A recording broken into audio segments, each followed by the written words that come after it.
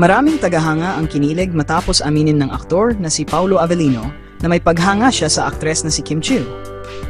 Sa isang panayam, ibinahagi ni Paulo na noong una, isa siyang tahimik at pribadong tao. Ngunit nagbago ito na maging malapit sila ni Kim.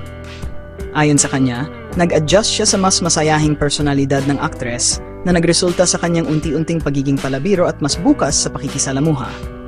Dahil dito, marami ang nakapansin ng positibong pagbabago sa kanya.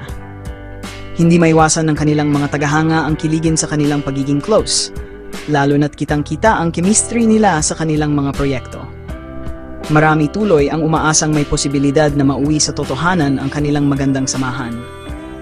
Bagamat hindi pa opisyal na umaamin ang dalawa kung may espesyal na namamagitan sa kanila, patuloy pa rin silang sinusuportahan ng kanilang mga tagahanga. Ano kaya ang magiging susunod na kabanata sa kanilang kwento? Abangan natin.